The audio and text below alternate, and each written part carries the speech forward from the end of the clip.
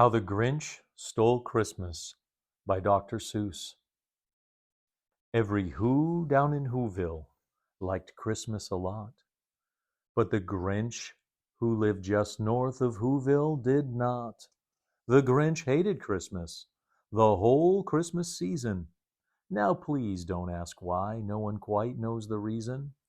It could be his head wasn't screwed on just right. It could be perhaps that his shoes were too tight. But I think that the most likely reason of all may have been that his heart was 2 sizes too small. But whatever the reason, his heart or his shoes, he stood there on Christmas Eve, hating the Whos, staring down from his cave with a sour, grinchy frown at the warm lighted windows below in their town.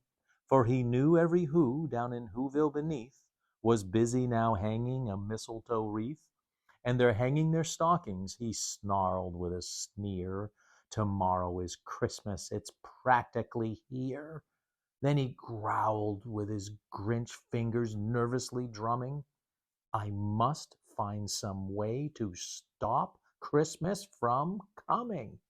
For tomorrow, he knew, all the Who girls and boys would wake bright and early. They'd rush for their toys, and then, oh, the noise! Oh, the noise, noise, noise, noise. That's one thing he hated. The noise, noise, noise, noise. Then the Who's, young and old, would sit down to a feast, and they'd feast, and they'd feast, and they'd feast, feast, feast, feast. They would feast on Who pudding and rare Who roast beast, which was something the Grinch couldn't stand in the least. And then they'd do something he liked least of all. Every Who down in Whoville, the tall and the small, would stand close together with Christmas bells ringing. They'd stand hand in hand, and the Whos would start singing. They'd sing and they'd sing and they'd sing, sing, sing, sing.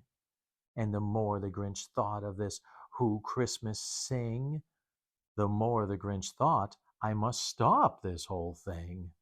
For 53 years I've put up with it now. I must stop this Christmas from coming. But how? Oh, then he got an idea, an awful idea. The Grinch got a wonderful, awful idea. I know just what to do. The Grinch laughed in his throat. And he made a quick Santa Claus hat and a coat. And he chuckled and clucked. What a great Grinchy trick. With this coat and this hat, I look just like Saint Nick. All I need is a reindeer. The Grinch looked around, but since reindeer are scarce, there was none to be found.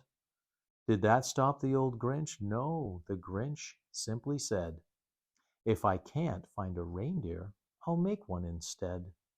So he called his dog Max. Then he took some red thread and he tied a big horn on top of his head. Then he loaded some bags and some empty old sacks on a ramshackle sleigh, and he hitched up old Max. Then the Grinch said giddy-ap, and the sleigh started down toward the homes where the Whos lay a snooze in their town. All their windows were dark, quiet snow filled the air. All the Whos were all dreaming sweet dreams without care. When he came to the first little house on the square, "This is stop number 1, the old Grinchy Claus hissed, and he climbed to the roof, empty bags in his fist. Then he slid down the chimney, a rather tight pinch, but if Santa could do it, then so could the Grinch. He got stuck only once for a moment or two, then he stuck his head out of the fireplace flue. Where the little Who stockings all hung in a row, these stockings, he grinned, are the first thing to go. Then he slithered and slunk with a smile most unpleasant. Around the whole room he took every present. Pop guns and bicycles, roller skates, drums, checkerboards, tricycles, popcorn, and plums. And he stuffed them in bags, and the Grinch very nimbly stuffed all the bags, one by one, up the chimbley. Then he slunk to the ice box. He took the Who's feast. He took the Who pudding. He took the roast beast. He cleaned out the ice box as quick as a flash. Why, the Grinch even took their last can of Who hash. Then he stuffed all the food up the chimney with glee, and now grinned the Grinch, I will stuff up the tree. And the Grinch grabbed the tree, and he started to shove, when he heard a small sound like the coo of a dove. He turned round fast, and he saw a small Who, little Cindy Lou Who was not more than two. The Grinch had been caught by this tiny Who daughter, who got out of bed for a cold cup of water. She stared at the Grinch and said, Santa Claus, why? Why are you taking our Christmas tree? Why? But you know that old Grinch was so smart and so slick. He thought up a lie, and he thought it up quick. Why, my sweet little tot, the fake Santa Claus lied. There's a light on this tree that won't light on one side. So I'm taking it home to my workshop, my dear. I'll fix it up there, then I'll bring it back here. And this fib fooled the child. Then he patted her head, and he got her a drink, and he sent her to bed. And when Cindy Lou Who went to bed with her cup, he went to the chimney and stuffed the tree up. Then the last thing he took was the log for their fire. Then he went up the chimney himself, the old liar. On their walls he left nothing but hooks and some wire. And the one speck of food that he left in the house was a crumb that was even too small for a mouse. Then he did the same thing to the other Who houses, leaving crumbs much too small for the other Who's mouses. It was 1/4 past dawn, all the Who's still in bed, all the Who's still a snooze when he packed up his sled, packed it up with their presents, the ribbons, the wrappings, the tags and the tinsel, the trimmings and trappings. 3,000 feet up the side of Mount Crumpet, he rode with his load to the tip-top to dump it.